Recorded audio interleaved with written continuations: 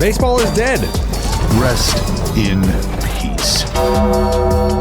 It's kind of a slow news day, but I get excited for these because that means that there's one singular conversation that's just going to go off the rails at some point, and I'm interested to see where it goes. But I will say this. Just before we hit the record button on this episode of Baseball is Dead, we did an interview with Mr. Bob Kendrick, the president of the Negro Leagues Baseball Museum, and very exciting. A, because he's on the podcast, and B, because his third appearance on this show means that he does qualify for the Baseball is Dead dog calendar. Yep. He unfortunately does not have a dog, but he seemed pretty excited about the prospect of getting one for the reason of his qualification for the dog calendar. So yeah, I don't know. I think that there's a strong chance at this point that he does go out and get a young pup. So I'm excited to see where that story ends. However, we should talk about, because it is, it's a small sample, but I think we've seen enough clips. If you're a baseball obsessed fan and you're kind of watching a little baseball here, a little baseball there, impressions of the ABS system. Some folks have already seen it. If it's been used in the minor leagues or the independent league, whatever. The ABS system is something that I think a lot of baseball fans are getting the first look at. The technology, some of it faulty. I can't remember what the game was, but there was a situation where someone challenged and the umpire was just like standing there waiting to see the challenge, and then it didn't show up, and he was like, all right, play forward, as if the challenge didn't even happen. Like the challenge wasn't burned. It was kind of just like, all right, that didn't happen, play on. I wonder what the rule is if that happens in a big league ball game. Just move on. Call stands. Like there is no other possibility, right? I'm going to make the original call.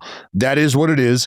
If the technology fails us, what would you then do? You can't retreat to another option that doesn't exist. So I guess not. No. Yeah. Like, well, you know what? Fuck, you're right. Let's talk about it. What if that happens with like the fucking bases loaded, 2 outs, 2 strikes in the bottom of the 9th? What if that happens? It's like, play on, game's over. Hang with them. Yeah, that's exactly that's exactly what happens. Yeah. I don't know. And then you feel, that's going to happen. Oh yeah. But then you feel even more pissed off because now as the manager, you start to go back and you're inevitably going to find places in the game before you're like, well, I could have used it then. But I waited to the most important time in the game. And it was this. And that's when you shit the bed. That's when you failed me. And the umpire's just going to go, yeah, sorry. Yeah. I mean, shit, what do you want from me? Yeah, and I'm not the tech guy. Yeah, that's exactly the point. What would you, this is where umpires are going to just feel like, bro, this is just going to be another assault on us. Like, I'm not in charge of that, bro. I'm not like, I get the buzzer just like you do. You're the one who didn't like what you saw. Great. Talk about it. Okay. I can't change what the picture says, and I can't bring the picture up for you. So like, I don't control any of that. So be angry at me, right? Tell me I'm worthless. That's fine. But this is not my bad, dude. It's not my bad. You know what I was thinking when we were talking to Mr. Kendrick and the topic of MLB The Show came up? I was like, wait a second. So in future MLB The Show video games, are you going to be able to tap your helmet? Well, so in Madden, right? Like and they have, what are called gameplay sliders where challenges occur.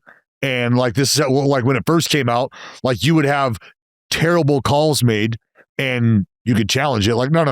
And then they challenge it automatically. And sometimes you get it overturned. You're like, what? Like, come on.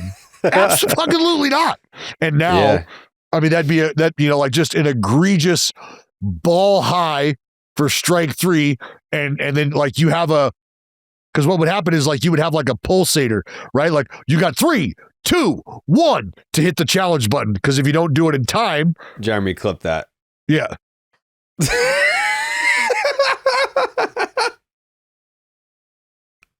Hell yeah. Been a little while. Yeah. Oh my God. That's I want to go home. Dude, you don't even. It's like such a consistent source of giving. Yeah. I'm already I've blown done. this guy's horn since he showed up.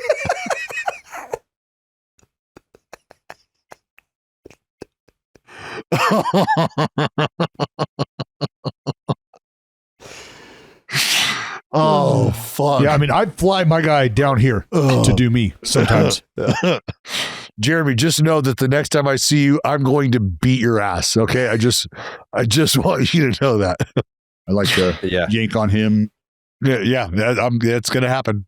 It's going to happen. I'm not fucking I'm attracted to a lot of different guys. Holy shit. That's great. Yeah. So the pulsator, that's what you would do. What's it look like again? No, well, like you get the general idea of yeah. So that, yeah. I think it's an element. I think it's an element that they should think about. Yeah, that'd be cool. All right, so I already know my answer. I want you guys to answer this first. I'll start with Jay Hay. What has stood out to you early on about ABS? That it's going to be one of those changes to Major League Baseball that I stopped thinking about pretty quickly into its implementation. I think is my initial gist. There have been changes in what we'll call the Manfred era that I think have been not jarring, maybe, but like the Ghost Runner, for example, is one that I never got completely comfortable with. Never felt like it was within the fabric of the game or something that I enjoyed watching. I will say most of the other changes I think have just blended into my experience and are things that I just rarely think about at this point. And I think ultimately ABS will be filed among those sorts of changes. That's my initial impression. Is the pitch clock also in that same drawer? Yes. Okay. Pitch clock might be like yes and no, I guess. I think about the pitch clock, but only in the sense that I think about how positive the impact has been. Sure. I guess in terms of my viewing experience. I am for the pitch clock. Yeah. Yes. And that's where I go with the inherited runner on second, right? The Ghost Runner is I understand what it's there for, but it's a little more, I don't know that clunky is the right word, but it's gimmicky. A little more obvious and prevalent that this is a tool designed to speed the game up, and you feel the impact, as opposed to now the pitch clock is seamless in the game.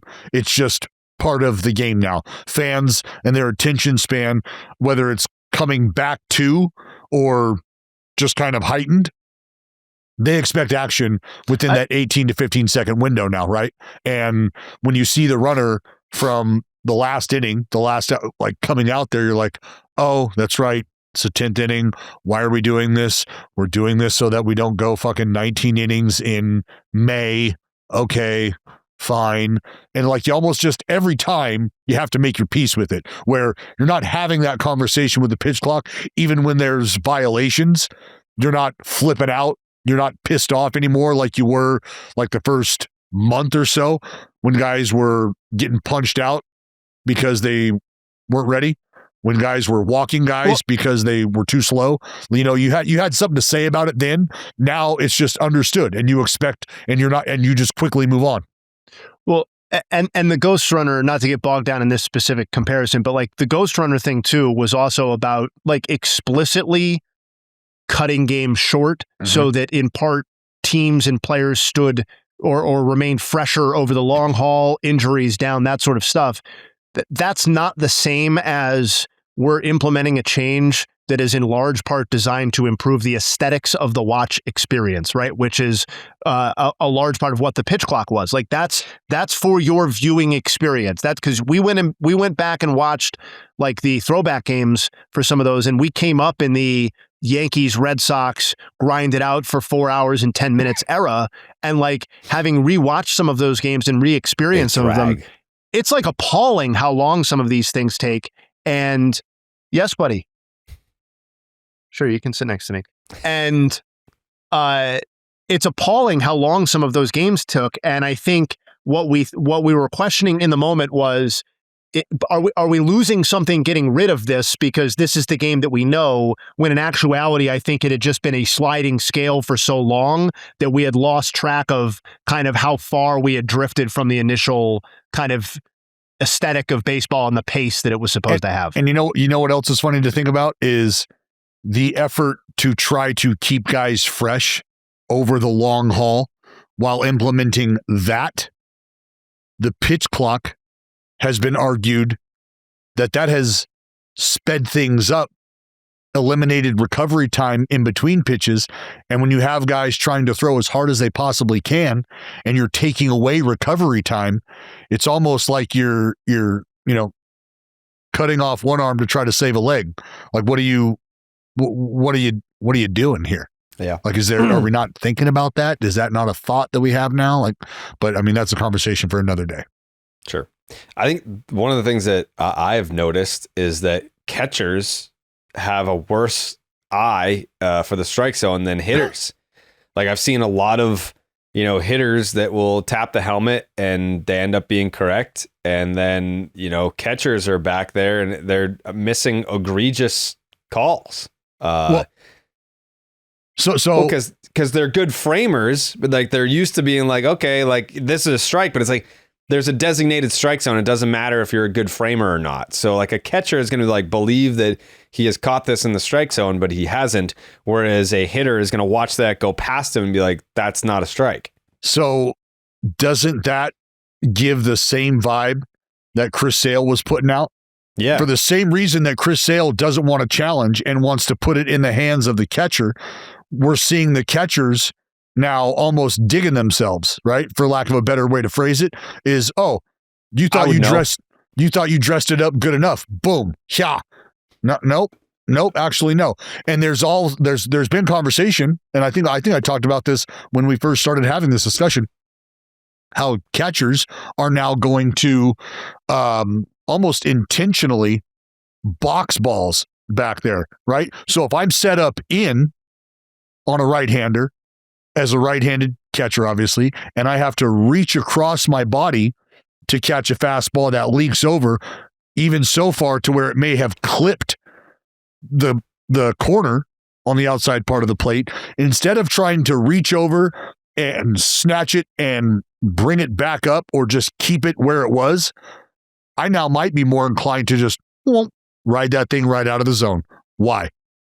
Because the hitter, Jared, as you just pointed out, is going to look back, is going to see how I caught that ball and tell himself, absolutely not. Absolutely not. But guess what? Yeah. So that's going to depend on the umpire calling that pitch a strike, and then the hitter seeing how it was caught and going, no, bro, what are you talking about? You see how he caught that? Not even close. And now you're going to find out that some of the nastier shit in the league that does end up clipping corners, whether it be top or bottom, you're going to see those calls get made. Yeah. I mean, I'm an agent of chaos, and it's why, I think when people talk about like robot umpires, they're talking about like every call, like every single pitch, like there's not even a human being back there, or there's a human being that just gets told that's a strike and then they say strike. That what we have now with ABS is not that. It's two challenges. Like you have two challenges a game. But I, as an agent of chaos, I am very much looking forward to like the first time that the ABS system causes a complete meltdown in, like, for whatever the situation is, whether it's the pitcher, the catcher, the hitter, the manager, something is going to happen with this very early on where there's going to be an absolute mental breakdown, and I'm here for that entertainment. Yes. Well, the ABS meltdown occurs in a pivotal point in the game where the technology fails to produce an answer. Not the actual answer, just quite literally fails to produce an answer. So as well as anybody, Dallas, these pitchers, whether it's in the off season or whether they're at their spring training facilities or even at their home ballparks, wherever, these guys are using similar systems to be able to, like we see it all the time with Eric Sim, like his content. TrackMan. So like they'll use whatever it is, like TrackMan, Rapsodo, like all that shit, to where they're throwing in tunnels And the machine for every single pitch would be like, that's a strike, that's a ball. Or they'll throw something that's like, a centimeter off and it's like, that's a ball. And they kind of just tip their cap. I forget again, like I've seen so much of the ABS stuff that I can't remember who's who and what's what. There was a pitcher. There was a game during spring training where a pitcher threw a ball that was like less than an inch below the strike zone. It was Willie Adames was at the plate, I want to say. Pitch was less than an inch below the strike zone. Was called a strike. Adames taps the helmet. They go to ABS. It's a ball. I believe the bases were loaded at the time as well.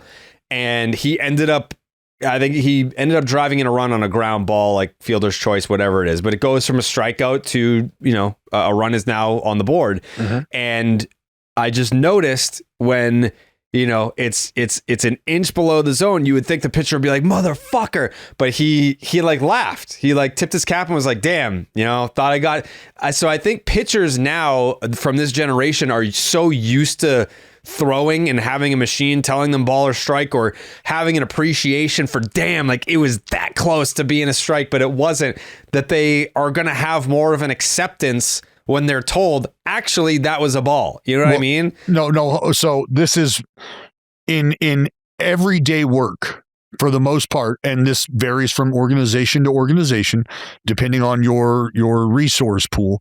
But every single pitch that is thrown is tracked, quite literally, with TrackMan. Right. And what does that show?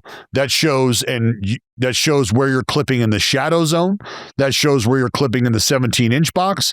And that goes from top to bottom, right? The only thing that it doesn't necessarily show is the funnel at the top and how things funnel back to the point.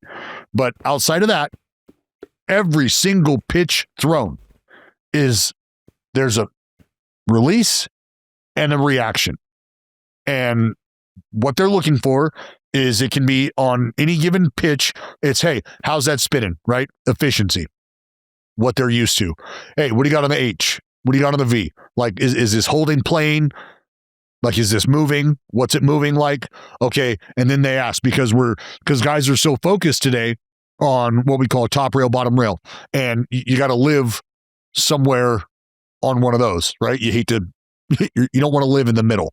So if you're trying to, Jesus Christ, if you're trying to clip that bottom rail, then you want to know, was that there? Did that clip the bottom? And with the depth of pitches that we're getting, that's the feedback that you're looking for, because visually you can see a catcher, as I said, ride one out of the zone. But if you turn back and you're like, bro, that felt pretty nasty coming out of the hand. I saw what I saw. What do you got?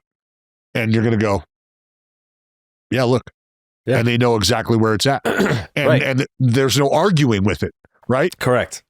And so that's Max Scherzer, maybe a different story. But some of these young guys, that this is all they know. This is what they've grown up with as a professional pitcher. Yeah, even in college now, like these fucking colleges have better facilities than 90% of Major League Baseball teams. Well, they all have labs. The majority, right. the majority of the majority of these big conferences, these schools, these institutions, they all have a lab to some extent. They have their own like mini towns.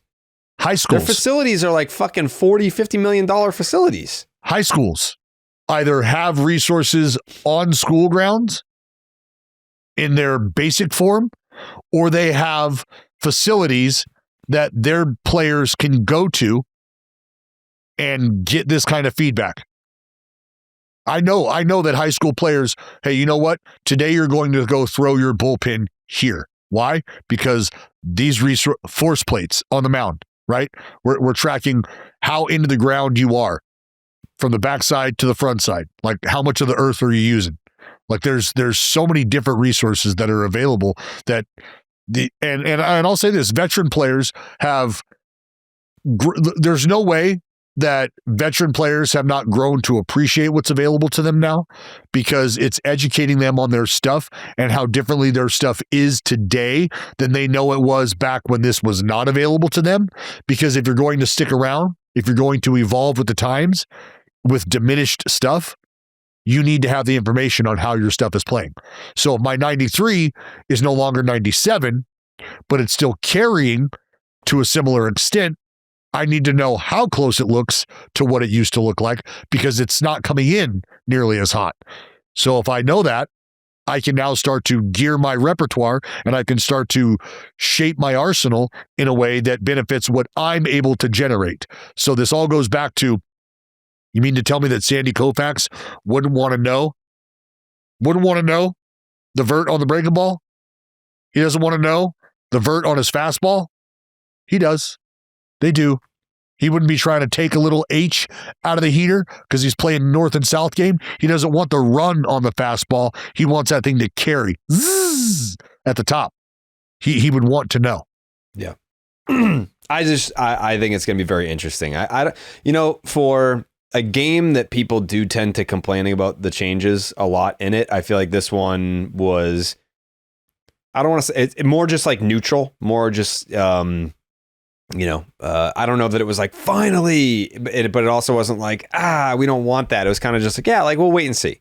We'll wait and see what it looks like, because we've already been indoctrinated with so much change. I think baseball fans are just not comfortable, but just used to change at this point. So what's another change to the pile? No. And then the one last thing I'll say about this that I've already noticed, and this is just within our first two games, is teams will absolutely create scenarios where you want to think about challenging it, right? So is this going to be something that happens before the fifth inning? Probably. And if that's the case, what is the scenario? Well, it's probably with runners in scoring position. May or may not be with less than 2 outs. Those may be conversations that you're having internally based on who the opponent is and based on who the opposing pitcher is, what your thoughts are on being able to get to that guy in the next couple innings, blah, blah, blah, blah, blah. But catchers are going to have to very quickly make that determination if they're the ones going to bear the responsibility, which they are, right? It's pitcher and catcher, hitter.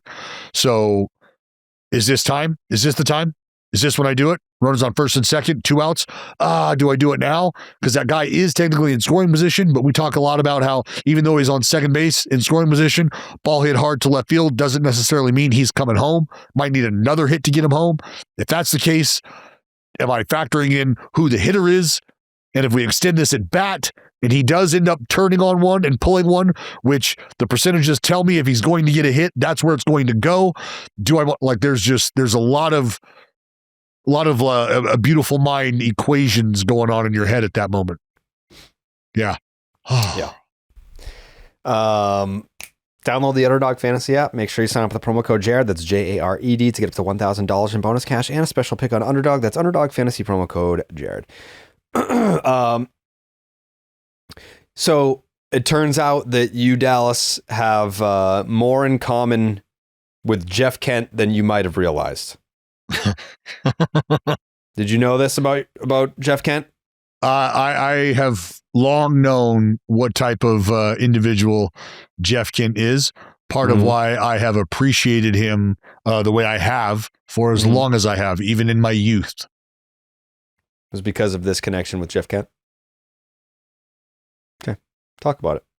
A-Rod, he was your size, and he came in hard on you, and you survived it, but I think he got banged up a little bit. I think he went on the DL for a little bit. Yeah, I did. He tore my knee up. He slid and rolled his fat ass past the base, the son of a bitch, and put me out for a little while. I was not happy about that because he was a middle infielder, and we were beating him up pretty good. He didn't need to be doing that. So, not that you've thought about it much since then, but that's half empty right there, John. But that was the one time I do remember that a guy really came in hard on you. But anyway, and I would throw the ball. I would literally throw the ball between their eyes. If they came in and they weren't ducking down, I was throwing the ball right between their eyes. They better get down. And that's the way it got taught. I mean, he's a different breed. He's a different breed. That's a lost art. That's from a different time, and that's why I said I truly appreciate Jeff Kent for the type of player he was. Put your head down, hard nose, go to work. That was absolutely playing the game the right way, the way he came up, right? The way I came up. That's what you expected. Like if you grounded out to the third baseman and you were able to beat out the double play at first, your next job was to make sure if that same thing happens with you on first base, you send that middle infielder into the fucking left field wall. That's your job. Why? Because that's the only way that you can now impact this play and cover your teammate who's going to be busting his ass down the line is to do the same thing. So if I don't slide and get down while I'm trying to send his ass to that left field wall, I fully expect him to put one right off my forehead. That's what we all understood. But to hear Jeff Kent, I swear to God, when I first heard it, I thought to myself, AI. Like is he saying this on a broadcast? I just appreciate that he called him a fat ass. He called, well, not only did he call him A-Rod here. Yeah, he called him a fat ass and a son of a bitch, right? Mm-hmm. I mean, that's back to back. Just, let it fly. Let it fly. Why not? Do you think A-Rod's going to respond? No. Do you think it bothers him? No. You know what? Actually, let me walk that back. He may respond by trying to say he's going to play nice guy. He's going to compliment Jeff Kent. He's a fierce competitor. I appreciate that. I can respect where he's coming from. Yeah, like nothing about an A-Rod response in 2026 is ever going to be combative or perceived as such. I think he's just gonna, if he will respond, and he probably will, because he does content on his own now, and B, I'm sure it's gonna come up on a Fox broadcast or something like that. They'll bring that up. Yeah, you think Big Poppy's not bringing up the fact that Jeff Kent called him a fat ass? Poppy, I'm telling you right now, Poppy, if you don't bring that up, brother, you and I got to have a talk, because there's no way that you got that opportunity, especially with El Capitan sitting to your left, and you got A-Rod's fat ass, according to Jeff Kent, sitting next to your right, and you don't bring that up. Like, there is no way. No way. Yeah, I'm going to need all of that. Yeah, that's a great point. He has to call him a fat ass. Like he has, or he's gonna make some. Go ahead, Jay. Watching A-Rod react to Poppy bringing up that Jeff Kent called him a fat ass would be like Rushmore level awkward television, because A-Rod's already just the most awkward, and watching him try to like navigate being told that somebody called him a fat ass on TV would be, God damn, I'd pay money just to watch that clip. Well, that's where I want Kevin Burkhardt setting it up and just throwing a little jab, and not even a jab, but just bringing up, hey, so newly minted Hall of Famer. Jeff Kent had this to say about our Alex Rodriguez. Roll the tape. But like A-Rod would laugh at that. You can't do that as a... No, I think you need Ortiz to bring it up. As a production crew, can you have your host tee up your own guy being called a fat ass? I don't know that you can. Why not? Why not? Let's ask this question. And I understand. You got to know your talent, I guess. I do it to you guys. There you go. You got to know your talent. And that's why I asked this question this way is, would we not see Ernie do this on TNT? If he was bringing this up to Kenny and Chuck and Shaq. Okay. But the point Charles is, Barkley would, but you wouldn't need to tee them up like that. The first chance that red light goes on, if someone called Charles Barkley a fat ass, Shaq opens the show by being like, "Welcome to the show. What's up, fat ass? It's me, Shaq, and fat ass Charles Barkley." Like, he's bringing that up immediately. That's my point. Isn't everything that they're doing on that platform trying to be that? Everything they're doing. Everything. Yes. They're just trying to be that version, baseball version of that. Absolutely. Yes. So how would you not give them the freedom to do that? Well, you don't have Kevin Burkhardt cue it up. You literally pull Poppy aside and just give him the wink, wink, nod, nod, being like, you're obviously going to call him a fat ass, right? Like, you have to. That's where everybody on the production team individually is sending Poppy that clip. Hey, good morning, Poppy. How we doing? Hey, Poppy, how's breakfast? Hey, just want to make sure you saw this. Pretty funny clip, huh? That's it. That's it. Yes. Yeah. Yeah. And he will, because he don't care. What's A-Rod going to do? Well, no, that's, and I mean, A-Rod, like, not a guy who cares about personal image, right? He doesn't care about how he looks. So, like, and how he doesn't, but at the end of the day, like, A-Rod, it would be one thing if A-Rod were, like, if A-Rod actually gained weight and it was noticeable and he was getting made fun of it, then probably not. But he's still, like, in the same relative shape that he was when he played. So, like, I don't think he's going to get upset about Jeff Kent calling him a fat ass. No, and how I look at he's it is probably the most secure he's probably the most insecure baseball player of all time. He's going. He is, upset. But not about like being fat. Isn't this the same guy who had the half horse, half human painting of himself? Yeah, the centaur. I think you have to be physically vain on off the charts to pursue that sort of thing. And I think being called fat that in my house. You have a centaur? Yes. On my frame TV. What does that mean? You don't remember this? You don't know what a frame TV is? It's when you show. I mean, I know what. Yeah, I know what TV it is, but like that looks like a painting when it's off. And when I first got it, I said, if anyone out there does Photoshop, I would like a picture of me as a centaur to be on my frame TV. And someone Photoshopped it, and it's Jay. Hey, are you just now learning? But you're doing it tongue in cheek. You're doing it as a joke. You're doing it as a play off of the A-Rod. He didn't do it as a play off of anything. He did it because he's an egomaniac. Correct. Yes, that is correct. Yeah. Yeah. But I don't know. I think Poppy brings it up. It's just a shame that we have to wait that long. Because also, I think what else I would read into this with Jeff Kent going all in, calling him a son of a bitch and a fat ass is, I know I'm not going to see you at the Hall of Fame ceremony. I know I'm not going to have to run into you at future Hall of Fame ceremonies when I'm invited back as the guy that's on the stage watching the speeches of the other guys that are making Hall of Fame speeches. I know I'm never going to run into you there either. So I can say whatever I want about A-Rod on a hot mic. Yeah, I just thought it was crazy that it was like was that the radio? It was obviously radio, right? With John Miller? John Miller, yeah. That would have been TV, right? Is John Miller radio or TV? He does both. They all rotate. So then I don't know. I think it was the TV broadcast. I don't know. Whatever. He was with John Miller. Either way, hilarious. Yeah. Absolutely. John Miller, hilarious. the voice of baseball video games for a lot of us growing up.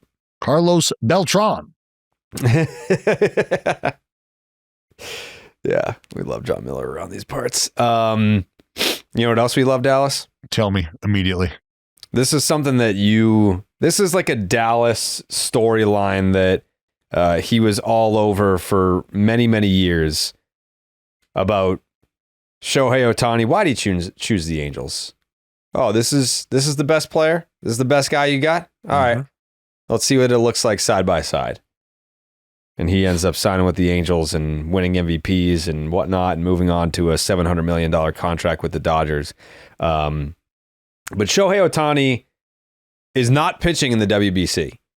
But he was asked, what would it take to get you to pitch in the WBC? Maybe if it were the ninth inning. Here's what he said. Okay, so ninth inning, it could be Japan versus USA in the World Baseball Classic. You have said, and the team has said, you're not pitching. Do you feel like you will, is there any guarantees that you won't volunteer if they need you in the ninth inning, or do you feel like you're disciplined enough not to do that? チームが投げないという方針になってますけども、決勝になってアメリカ戦9回になったら自分から行くとかいう可能性っていうのはありますか？そうですかね。最後にトラウト選手が出てくるなら行くかもしれないですけど。Hard to say, but if Trout shows up, it's tempting. Oh. If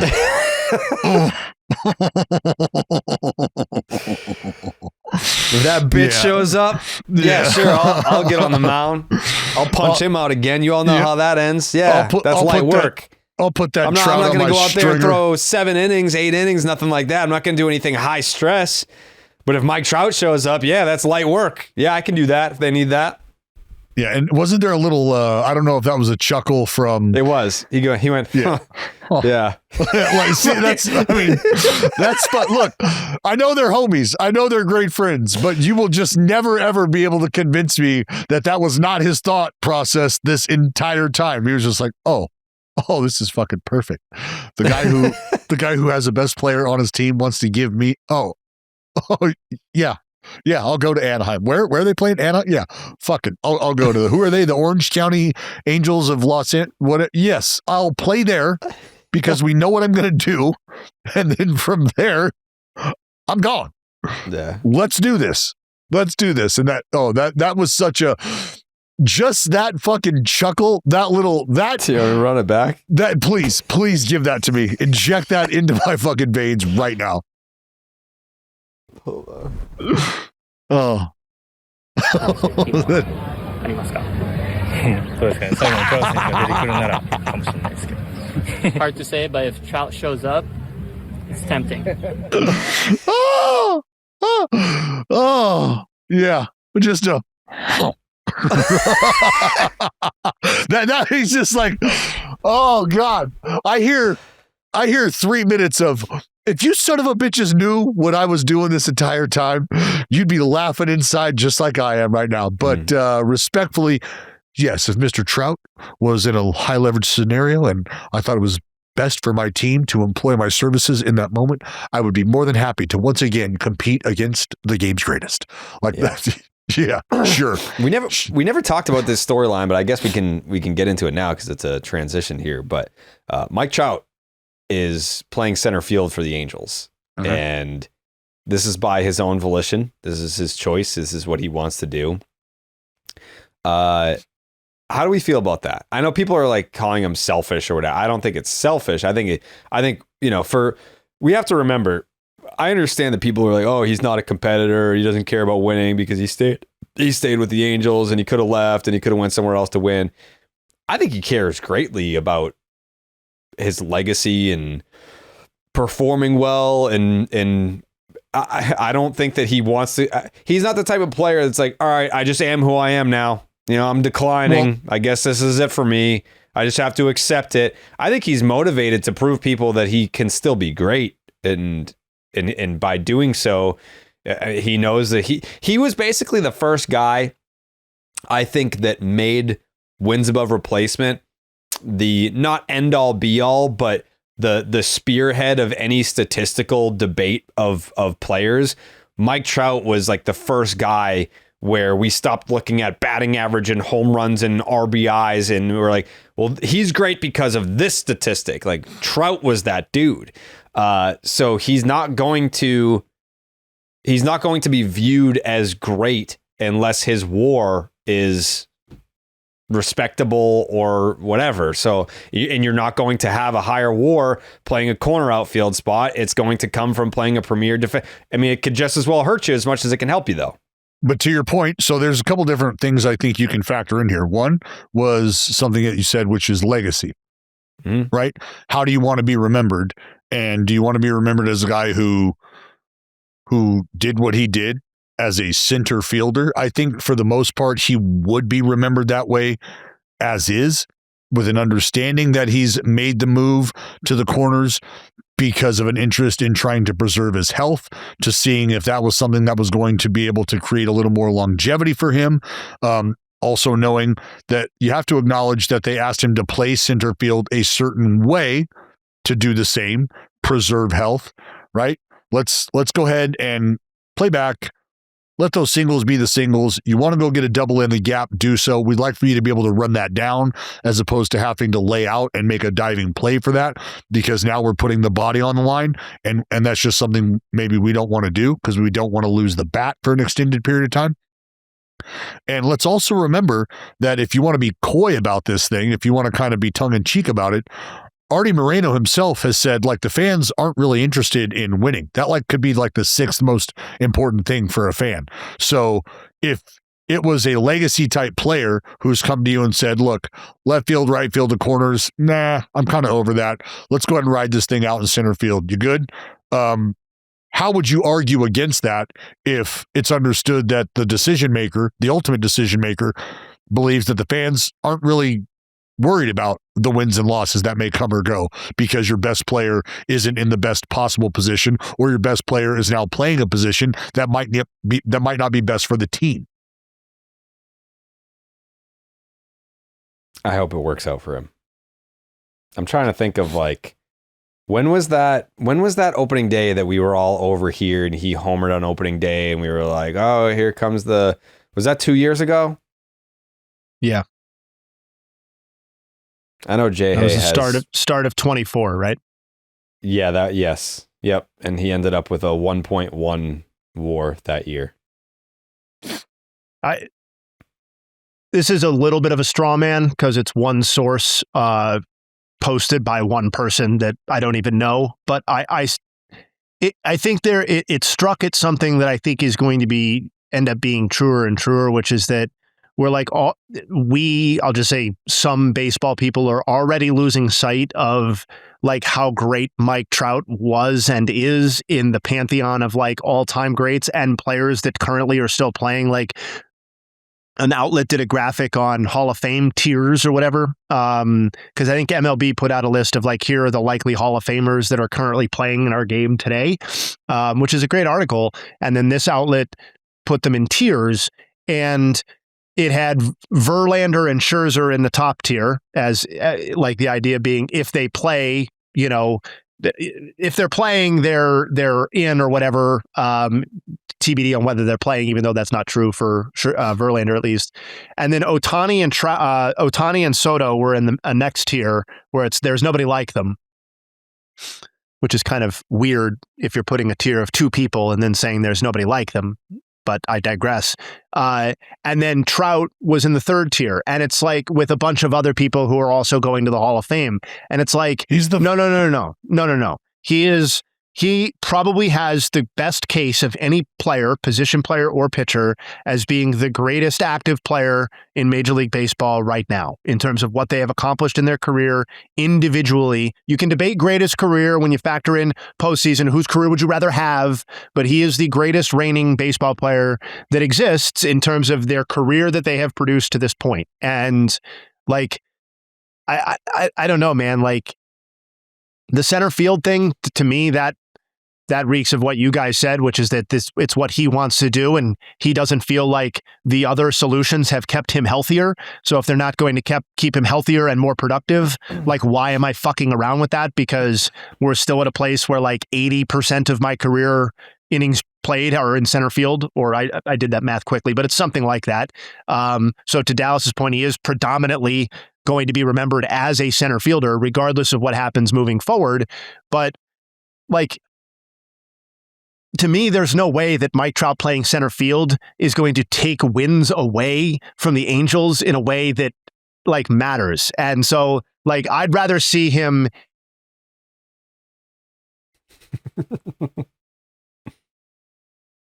I would rather do it. If I'm him, I would rather go out that way, regardless of what the wins above replacement might translate to, because that's how he probably in his head still thinks he can help the team win the most. I have a question for you guys. We'll start with Dallas since there's another agent of chaos. Yeah, it's a snow day. In New England. Do you think that at this point, the way that it's trending, we're going to look at Mike Trout as just like a way better Andrew Jones? Like, the peak was obviously substantially better because of the MVPs and what he led the league in and all that, but it was almost like Andrew Jones is a Hall of Famer, but he was basically no longer a Hall of Fame player by the time he turned 30. No. I mean, no. I don't know how you can't see it that way. Like, Mike Trout, he's much better. Mike Trout was much better. Andrew Jones was literally. I said he's a much better Andrew Jones. I'm saying I'm sorry. I'm sorry. Not. Well, I mean, he's going to be like his from after turning 30, he was no longer playing as we never saw a quote unquote Hall of Fame season after turning 30. To me, his last Hall of Fame worthy season was his age 30 season. So everything after turning 30. Everything after his age 30 season was like, we didn't see another Hall of Fame season from him ever again. You're talking about Andrew Jones, right? Both of them. I mean, I still think the Mantle comparison is like, yes, you could say he's a much better version of Andrew Jones, but like there was really never, like, I don't know that Andrew Jones' best season even registers on Mike Trout's greatest seasons list. Like they're just, we're all right. I know what you're saying, but it's like, yes, what I'm saying is that the Hall of Fame seasons were done by the time they turned 30. Sure. Yes. Yeah, I mean, yes. And not to nitpick, but I mean, it was when he was 29. I think Andrew Jones, that was the last time he got any sort of MVP consideration. Mike Trout was a top 10 finisher in the MVP race in his age 30 season. I think Andrew Jones finished just outside the top 10 in his age 30 season or age 29 season. So those are still pretty good years. Right. And to your point about them being Hall of Fame caliber years, I mean, I think you got to, you can pick and choose. But I mean, I'm interested to see where Jay Hay's going with this Mickey Mantle comparison, because that was the comparison from when Trout stepped in and started to do Trout-like things or Mantle-esque things. Right. I guess where we're at now is you're asking yourself the question with Mike Trout sitting at what's he at? 85 WAR? Yeah. 87 and a half. Okay, there you go. 87 and a half WAR. And what Mantle finish with? 115? He's 110. Yeah. 110? He's never going to catch him. It's not going to happen. So with that being said, that was going to be my point is Mike Trout putting together that kind of productivity over the remaining years of his contract, over the remaining years of work that he has left? So no, not even close. And I think like putting Mantle aside for a second, like, and I know we've talked about this on the pod, like with the way that Trout's career has gone since we talked about, because like there was a Mantle path at one point, right? He was tracking with Mickey Mantle. In fact, at points he was tracking ahead of Mickey Mantle, depending on what stats you want to use. And that has obviously trailed off, and that's not going to happen. But the eerily similar career arcs between Ken Griffey Jr. and Mike Trout at this point are, I think, hard to deny, because they are actually going to end up with pretty similar wins above replacement totals. They tailed off at roughly the same time. Like Griffey's last real, like what we're calling Hall of Fame caliber season occurred in his age 30 campaign. He was, largely unavailable / there were bits and pieces of better seasons from there on out. But I think that's going to be the direct comparison. And I think, what Griffey's edge was in sex appeal and style and flash and all of that, I still do think that Mike Trout was the superior player at his peak, but I think that's going to be the direct comparison that's easy to make statistically. So what I think people don't realize, so the last 5 years of Mike Trout's career, dating back to 2021, we're talking about he had in 2022, he had a 6.1 WAR. 4 out of those last 5 seasons, obviously not including 2022, he's averaging 1.8 WAR, less than 2 WAR for 4 out of his last 5 seasons. Obviously, a lot of that is injury. Yeah. I mean, and some of that is 2020. One of those seasons is 2020 when he was legit. No, he said 2021. 2021 on. You said 4 of the last 5 seasons. Yes. Right? Yes. 2020 is 6 years 21, ago. 22, 23, 24, 25. Oh, yeah. You're right. My bad. Sorry. Hell. But yeah, it's yeah. I mean, that's the thing, is a lot of that is doing, because how many out of those 4 years, there's 2 years where he got over 300 at bats? There's 2 years that he played at least 100 games. Yeah. Same years that we're talking about. 22 and last year. I mean, his cumulative work since 2021, the period you're talking about, is a 902 OPS. And I know it's trending the wrong way, but like it's definitely trending the wrong way. So it's a little bit of a misrepresentation. But if we're talking about the period like the lost era of Mike Trout, the lost era of Mike Trout features a 900 OPS. And that's what's a little bit frustrating about like that he's already getting kind of forgotten in a way in a historical context, is that like, I feel like his lack of availability has been correctly portrayed, but like his actual effectiveness when he's been on the field has maybe been a little bit overstated in terms of how bad he's been.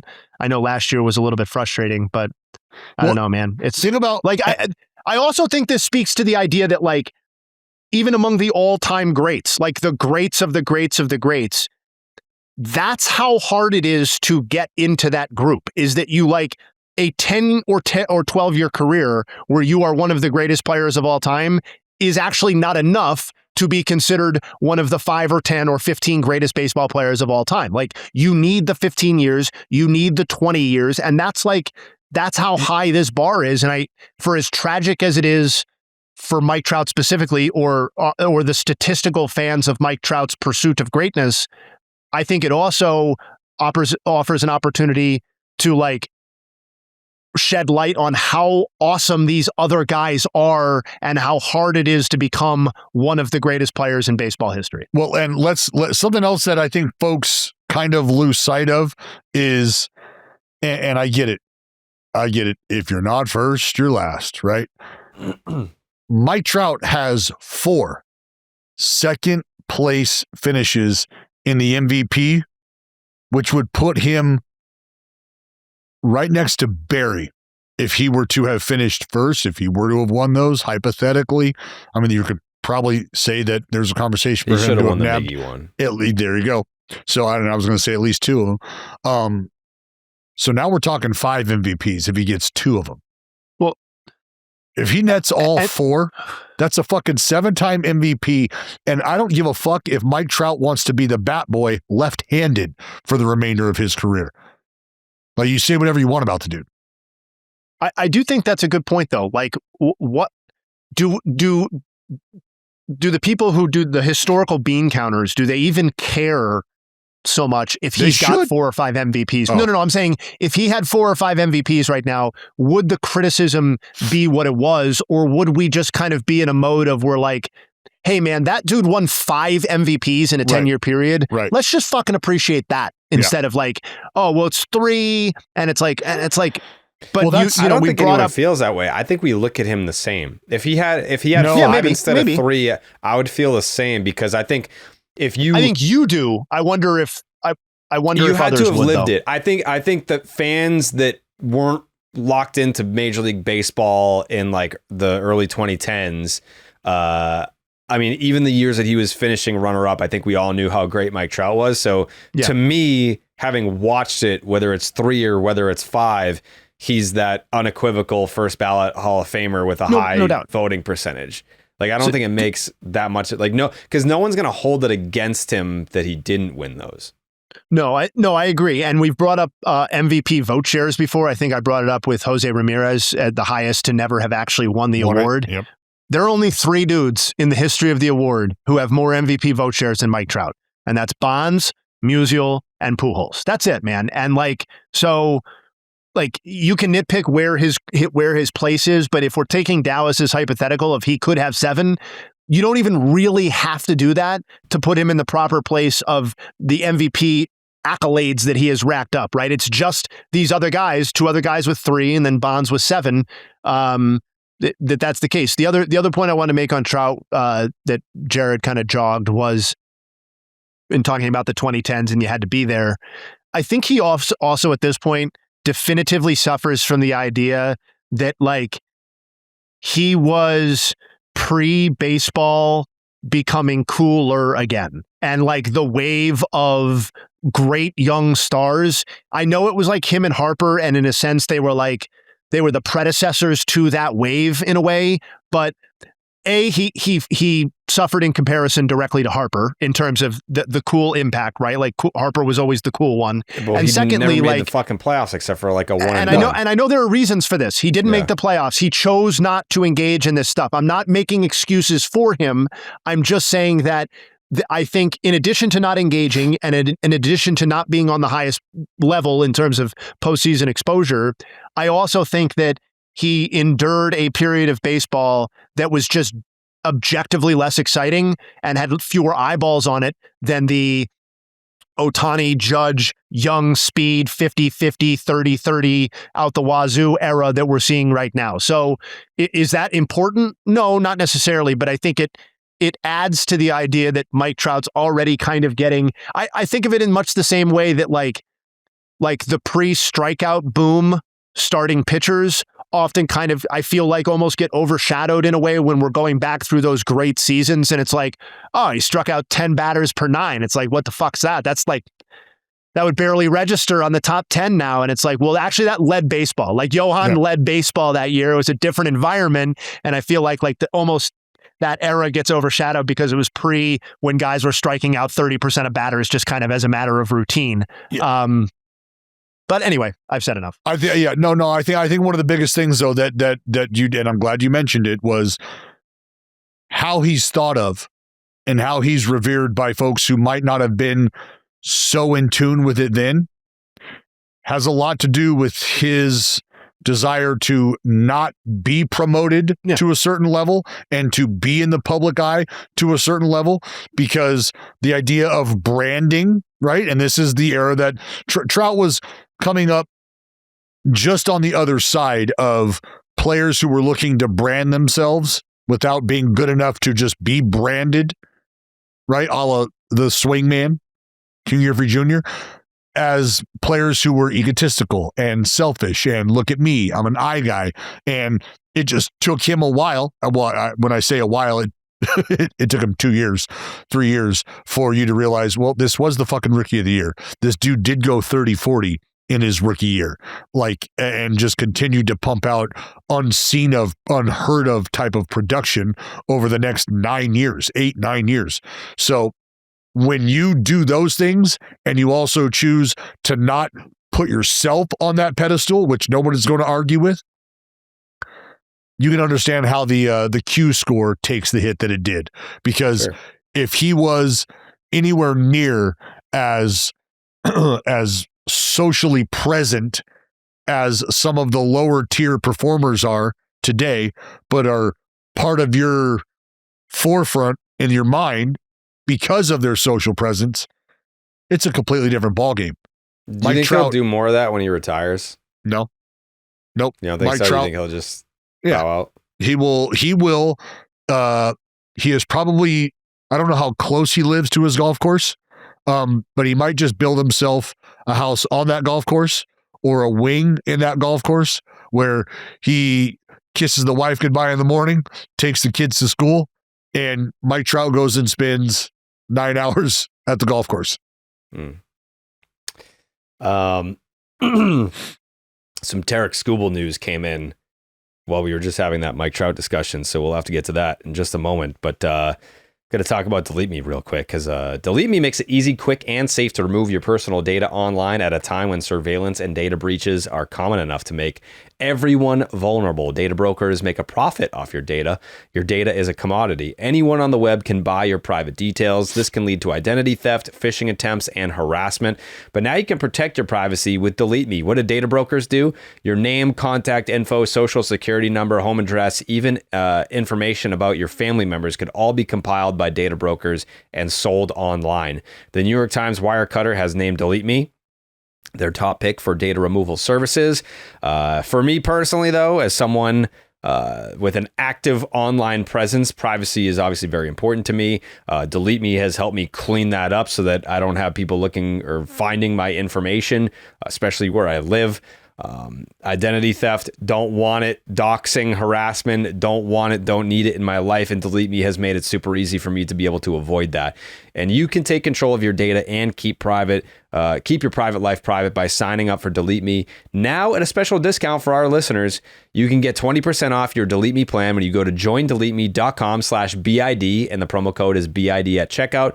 The only way to get 20% off is to go to joindeleteme.com/BID and enter the promo code BID at checkout. That's joindeleteme.com/BID, promo code BID. Dallas, did you cheat? You're cheating. You looked at what the story was.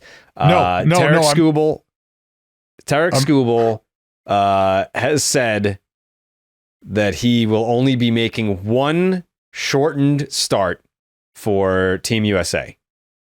So that to me sounds like a per 2-3 inning piece. He's treating his Team USA tenure like the All-Star game. I'll give you maybe 2 innings. No. You're making this very awkward for Dallas. He doesn't want to say anything. Yeah. His first for me. No, I'm gonna tell. Come on, we don't have to beat around this bush. There is no bush to beat around. This is a business decision. Okay. And it's so money over country, Dallas. When you're talking about me making the kind of money that I'm getting ready to make, if I'm Tarik Skubal, it's not money over country. That is not the conversation at all. Yes, it is. Yes, it's what's best for business. If the Marines would take me at this age, which they wouldn't, you're probably better. Underdog was like, we'll give you $2 million. We'll give you $2 million for the next 3 years, or you can join the Marines. I'm taking the Marines. Yeah, well, I don't know that the Marines. Are you sure they won't take you? I think so. Because I'd say what's the worst they could say? No, thank you. Let's try. Yeah. I mean, I've tried. Have you? And they said no, thank you. Or can we get some documentation on that? Probably. Too swole? Was that the complaint? Yeah, they were like, you're too much of a war machine. Like, we're trying to pace this war out. We don't want it over in one swoop. Yeah. I can see that happening. Like, you're the real life Captain America. Trust me, I know. We're here for dragging out this hostility. Yeah. At least that's what they said. I don't know if I believe them, but that's what they told me. Yeah. Bro, like I said, Tarik Skubal's on the verge of making $400 million. And what he's going to be able to do based on, when's he going to start? So probably one of these games in this first pool, right? It must be early because the plan is to return to camp. Detroit Tigers Cy Young winner Tarik Skubal confirms the plan for him all along this spring. He will be making one shortened start for Team USA before returning to the Tigers camp. He is scheduled to start March 7th against Great Britain in USA's second game of the WBC. So let's be real. Tarik Skubal, you give They're Tarik Skubal... wasting him on Great Britain. I could fucking go out there and pitch against Great Britain. Buddy, you didn't want to see a fucking high school team in Texas. I can't hit. I'm actually a good hitter too. I could probably hit against some of these teams. But wasn't there? Didn't some dude that was chucking 78 pitch against Japan and struck out Ohtani? Yeah, on 3 pitches. Yeah. Yes. Yeah. So I could, if Team USA needs me to pitch against fucking Great Britain so that we can see Skubal pitch against a better lineup, then I am willing to do that. I'm willing to do that. Wow. A hero right before our very eyes was just born. They don't even have to pay me. Do these guys get paid? Probably not. Look at you tapping into your inner Paul Revere. That's so good. That's so good. You know what? Who's the general? I know that D-Row is the manager, but should I call him? Let's get D-Row on the show soon so I can volunteer for this start before it gets too close. I need to be able to throw a couple bullpens. Yeah. We'll get that. Let me find it. Yeah. I feel like that's a conversation we're gonna have because it's quickly approaching. Just want to be able to lock that down. But yeah, just a little tidbit about Skubal. It's not really a deep dive that we need to make. Jay, hey, how do you feel about Rhys Hoskins walking into the Guardians clubhouse this spring training? By the way, that's depressing to me. When you can just walk into a clubhouse and no one has even reported that it's news that you've signed. No one everyone found out that you signed with the team when you walked into the room. That's depressing to me. I love Rhys Hoskins. How do you feel about it? It's a minor league deal, by the way, but he's probably going to make the team. Yeah. Yeah. I thought the reporting was kind of funny. It was the initial phrasing was he's in the locker. He's in the room and he has a locker. So that's not here nor there. My reaction is that, I guess the Guardians finally did something. I believe their total haul on position players that were added this offseason that were not previously on the team are Hoskins is easily the most high wattage name of that group. I mean, I'm like post caring what Cleveland does in free agency or in the offseason because their plans have devolved like to such embarrassing degrees that they go like the entire offseason without adding anyone to an offense that was at the most generous interpretation, the third worst offense in baseball last year. I know they have reason to believe that they're going to, with Hoskins stepping in and maybe taking some of the plate appearances that went to Carlos Santana last year, some of their young outfielders taking the time that went to some worse outfielders last year. I understand there are pathways to the Guardians offense being better, but this being your signature move is just like, it's just as pathetic as any of the other things that I've lambasted over the offseason, and in some ways more because the Guardians won the division, and you would think after winning the division and being in the playoffs, you would push for more. You would push for greatness, not unlike what the Blue Jays have done following their close call in the World Series. So that's not what I really expected the Guardians to do, of course, because I'm not a moron. But at least I don't think I am. But specifically to Hoskins, I would say like tepid enthusiasm that he can help them. The bar is extremely low for the production he was replacing last year. The bar is extremely low for the threshold that he needs to clear in terms of people he's competing with on the roster. His performance against, I'll run through these at Nugs at the end, but his performance has obviously been has degraded considerably since his peak through 22 before he was sidelined completely in 23. He's got a 732 OPS and nearly 850 plate appearances since the start of 24. That is better than what Santana did last year, but that's not a piece that makes you excited. He also didn't really demonstrate much of a platoon split last year. So, one season platoon splits are a little whatever. I'm not sure you can just walk in and assume that he's going to mash lefties either. Although, again, I'm somewhat optimistic that he will. But his performance, his slugging against lefties has dropped 170 points since 21. So that was probably a longer answer than you wanted. I think he has the potential to make them marginally better, but I just don't think he's a needle mover at this stage in his career. Yeah, that's a fair but bothersome point. I think, Rhys. A former guest on the pod.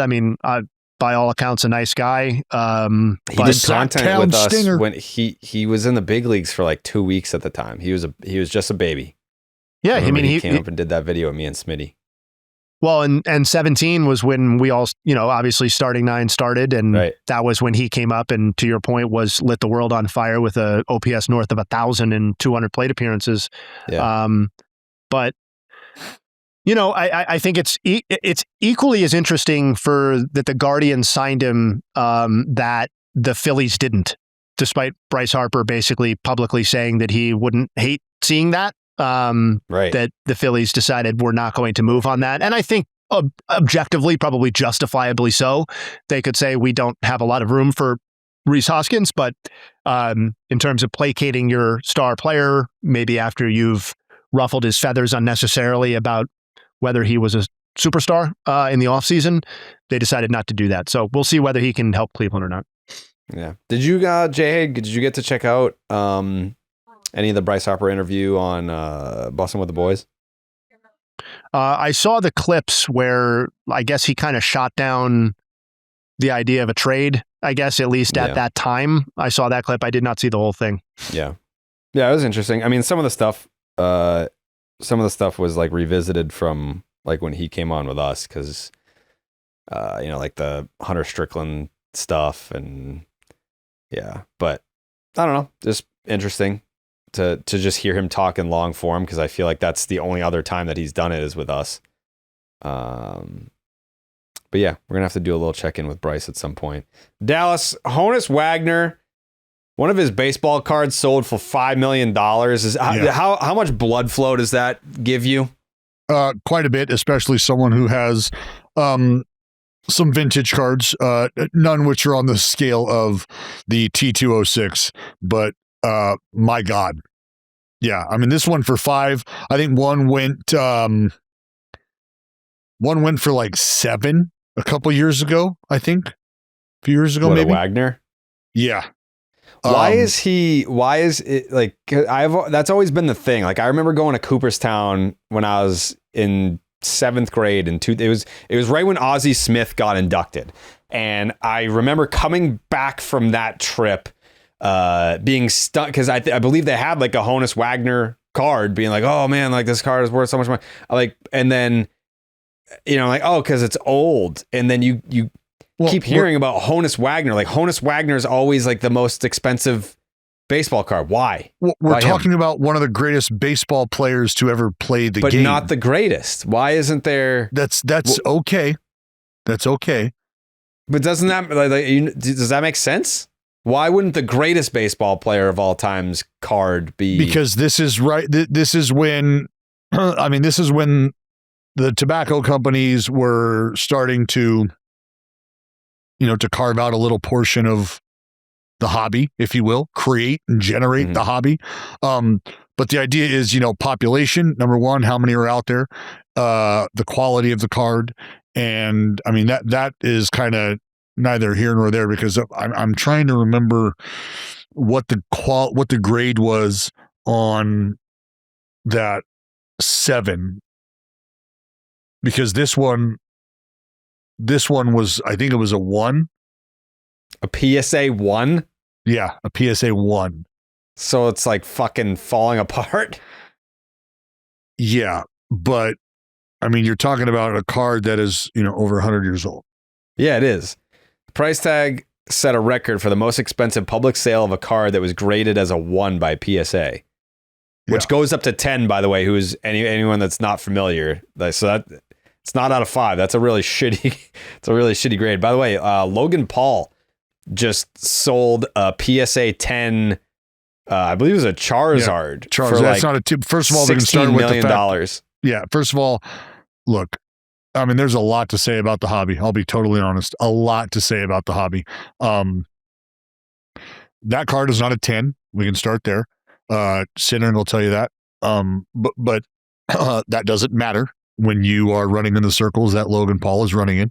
So I'll just leave it at that, because a lot of the grades that you get have to do with who you know, who you are, how frequent you utilize these businesses, right? Yeah. If you're a great customer, a frequent customer, a high-paying customer, there's a solid chance that your 10s get tinned when maybe some others don't. You guys remember NFTs? I think NFTs that was probably the dumbest idea in real time that I can remember. Like the pictures of the chimps. Yeah. Uh-huh. Yep. That went for like thousands of dollars. Yeah. Never did it. All right. No. Never did it. Do not have a single NFT. But yeah, Jared, the idea is the tobacco companies, this was when cards were becoming cards. So to have a quality card, Pikachu, excuse me, of the best player, one of the best players. I mean, that's the whole thing. But the idea is population. How many of these cards are out there? How many exist? So when you think about a card, I believe there's less than 100. I can tell you that easily. There's less than 100. There might even just be like 50 of these cards of the T206 Honus. So out of those 50, what are they graded? What's now the population of a PSA 1, PSA 2, PSA 3, blah, blah, blah, blah, blah. Because obviously the higher the grade, the better value. So $7.5 million for a Pokemon card. Yeah, well, and remember, I mean, Matt Strom. I actually just saw Strom. I was at a. Did you? Yeah, I was at a baseball card event last week. Yeah. I was at an event where, how about this? The Shohei Ohtani, Roki Sasaki, and Yamamoto auto logo man got pulled. The triple auto logo man got pulled. How much is that worth? That's going to be a card that is worth 7 figures. Mm. Yeah. And Ohtani and Yamamoto's doing a lot of the heavy lifting there. But that card is, I mean, because you could sell it on the heels of any sort of success from Japan in the WBC with those dudes rolling out. Yeah, that's 7 figures. Book it. Well, Can we go back to the Skubal thing real fast? sure. So Nightingale tweeted out, and maybe it's just the wording, but he said, Detroit Tigers Cy Young winner Tarik Skubal confirms the plan for him all along this spring. And then he goes on to say he'll make only one shortened start for Team USA. I'm not here to criticize Tarik Skubal for this plan. It makes sense. He's got $400+ million hanging in the balance. I probably wouldn't have even signed up in the first place. So this is not criticizing him as a man. What I am a little bit, I think, disappointed by or miffed by is that we've spent the last, how many ever months? 3 months, 4 months, 2 months, hyping up this Team USA rotation, the people that it would feature. And I don't recall one fucking mention from any of these reporters or any of these people about the fact that one of these guys that we were all getting so excited about and hyping up with graphics and this is going to be the greatest thing ever was going to make one shortened start in the tournament. I don't remember that ever being part of the conversation. So because it might not have been. It might not have been, Jay. Oh, okay, so that's fine. But Nightingale is certainly presenting it as this, like this has been obvious the whole time. Like this, we knew that this was going to be the case. And so again, maybe it's just the wording and I'm making a bigger deal out of it than it needs to be. But like, I do feel a bit of a letdown as a fan, as a consumer of this product, that we've been gearing up for the WBC for a very long time, and the hype reached a certain point, and the reality that is setting in is that an entire team is not able to be insured, and and this idea that this rotation that was going to be the reason to tune in my opinion, for Team USA is going to be really more of kind of a show me thing is disappointing as somebody who wants to consume the WBC, not as an analyst of baseball, if that makes sense. No, yeah. It does. You get excited about it, but I also think that you have to remember that, I mean, teams make decisions like this all the time. We just watched it happen, to your point about the insurance and what teams weren't going to allow to happen. But I feel like this was marketed as a certain thing, and now it's like the actual like yes. once we've pared down the problems that nobody really talked about. Yeah, it does. Yes, it feels like, and I'm not like mad. I'm just like, it does feel like I was gamed a little bit. Well, because we all want to believe, and I get it. And I'll say this though too, Jay, is a little bit that's your fault for thinking that you were going to get Paul Skeens making every single start he was going to make before the start of the season in a Team USA uniform. And the fact that you might have thought that was going to be the same case for Tarik Skubal as well. A little bit of that is probably your fault. I would have loved for that to have been the case. Loved for that to, you would too. Everybody would. But, and I don't know how much of I would like to think that regardless of how the arbitration case played out, this was still like, look, if I have a chance to play for Team USA, I want to be able to do that in whatever capacity I can without putting myself and my team at risk. So if that means I make one shortened start, and like I was going to say, you give me 65 pitches against Great Britain, I might be able to give you fucking 7 innings if I'm Tarik Skubal. Shortened start, but that's the idea, is his ups and downs is what they're controlling, and his bounce back, because he is a 200 inning guy. You want to make sure that he's there for the long haul. And the Tigers are probably saying, look, we're on the hook now for fucking $32 million, pal. We'd like you to make each and every one of the starts that you can for us. We'd like for you to make those. So I get it. go America, but you're a Tiger too. And I think that gives Skubal not the out, but the ability to go, yeah, and you know what? You're not going to pay me the $400 million, but somebody is, and I'd like to be in the best possible position to do that. All right. That'll do it. Do you guys have any final thoughts today? I got some nugs for final thoughts. I can run through real fast. Please. Michael Conforto, he's with the Cubs. He was their version of Rhys Hoskins, I guess. He was one of 3 outfielders last season to receive at least 400 plate appearances and be worth at least negative 0.5 FWAR or worse, along with Tyler Freeman, shout out former guard, and Nick Castellanos, who we've covered quite a bit lately. Rhys Hoskins, I referenced this. His performance against fastballs has stayed steady, which is a reason for encouragement. Let's hunt those fastballs. But his performance against non-fastballs, less encouraging. He's gone from a 473 to a 424 to a 354 to a 248 slugging percentage.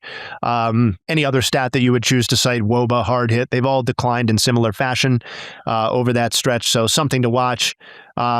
His slugging percentage against left-handers has gone from 570 to 558 to 455 to 407 over the last 4 seasons. Obviously, his 4 seasons don't include 2023. His expected stats, both expected slugging and expected WOBA, have declined in similar ways against lefties over that time frame. So he's not necessarily getting unlucky in any sort of way there. In terms of pulled air rate, Rhys Hoskins likes to elevate the ball and pull it. Among batters with at least 100 batted ball events in 2025, his 34.5% pulled air rate was the 3rd highest, behind only famed pulled air raters Isaac Paredes and Cal Raleigh. Paredes. And good fit. That is it. Those are the nugs. My final thought is... number one, I absolutely hate to see Joe Ryan dealing with any sort of setback. Best case scenario, though. Just inflammation. I get it. And that's the best case scenario for not only him, but for the Minnesota Twins. Yeah. Because, I mean, Joe Ryan should be on sale right next to the popcorn, right next to the peanuts, right next to the beverages that they sell. Joe Ryan shouldn't be a Minnesota Twin. And I would hate for that if the Minnesota Twins are going to do anything or build towards the future. I'd hate for that to be something that not only sets them back, but prevents Joe Ryan from ending up at a place that would take care of him and provide him an opportunity to tap into his productivity and see Joe Ryan in the postseason. Yeah, we need Joe Ryan healthy. Love watching him perform. Jay, hey, let's get you a MVP Cy Young. It's Cy Young. Let's do it. So we need something that's 1956 or later.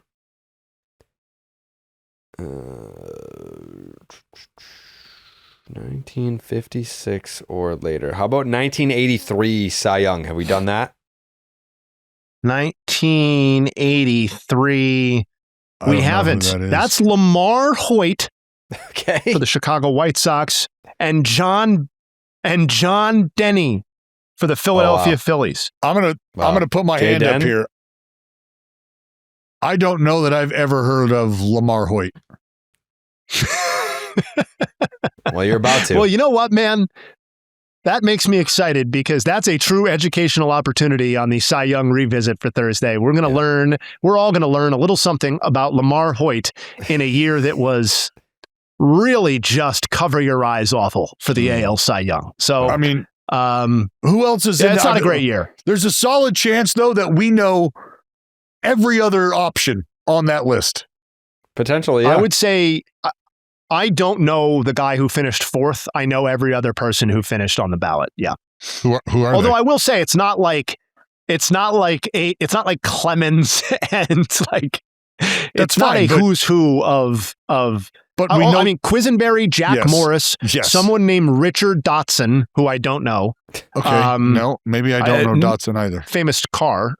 Ron Guidry, who Yes. obviously we know, and Scott McGregor, who I think most listeners will have at least heard of. Wow. That's the total ballot for the AL Cy Young in 1983. So Damn. I think there's a decent chance that somebody who didn't even register a fucking vote is actually somebody who should have won. So I don't know the answer, but I'm going to have fun finding out. Lamar Hoyt, John Denny. Okay. That's incredible. There you go. Tomorrow, Tuesday, be on the lookout for our interview with Mr. Bob Kendrick, the president of the Negro Leagues Baseball Museum. That'll be dropping on Tuesday morning. And if you haven't seen the Family Feud with Cleveland Guardians manager Stephen Voigt, that is also on our YouTube channel and our podcast platforms. It's actually Stephen Vogt. Did I say Voigt? You did. Stephen Vogt. Yep. Yes. I've been fucking up a lot. Yeah, you get fucking go Colts, by the way. Yeah, I did say the Colts, but I clarified it before being told to. Well, I think you saw all of our reaction. Like, hey, you fucked that up. I didn't, but Good. I mean, if you're saying they're from Indianapolis, it's an Indianapolis and then C. Buddy, look, nobody's making fun of you. We get it. Believe it or not, Indianapolis Colts that just rolls off the tongue. Believe it or not, I had a moment on this podcast that I'd like to take back too. A couple of them.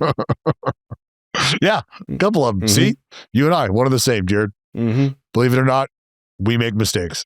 We do. Where is Excited Luke to do Voigt, that someday. Where's what? Where is Luke Voigt? Is he fucking banging homers in Korea? Didn't he go to He's Korea? either in Korea or Japan. It's per Wikipedia. Didn't double verify this, but he's playing for the Rakuten Golden Eagles of the Nippon Professional Baseball League. Okay. That's Japan, yeah? Yes. Correct. Yep. Good for him. Yep. I mean, yeah, I guess, sure. I mean, he's still playing. Still chasing a check to hit dream. homers. He posted a cumulative 939 OPS in 471 plate appearances last year. What was the OPS? 939. Although I'm looking a little closer at that, 181 of those plate appearances came while playing for Quintana Roo. That's Yasmin Quintana Roo of the Mexican League. His work for Rakuten was 276 plate appearances of an 882 OPS. So he's still banging them. I thought it was crazy that he played 22 games for the Brewers and didn't hit a single homer. He was the perfect Brewer. I'll never forget what he looks like wearing a jersey. He had a very unique way of wearing a jersey. One button somewhere around the belly button. 56 out of 162 is 34.5%. So 34.5. How would you extrapolate that? What's the math equation? If he hit 22 home runs in 56 games in 2020, how many would he have hit in 162? Right around. Well, hold on. 22 and how many? 162 divided by 56, 2.89 times 22. He would have hit 63.6 home runs. 60 plus homers. Yeah. Yeah. Then he would have passed fucking Roger Maris. Yeah, we were robbed. Anyways, all right. We'll be back on Thursday. Thank you guys for watching. Thank you guys for listening. And check out our interview with Bob Kendrick dropping Tuesday morning. We'll see you then. Wow.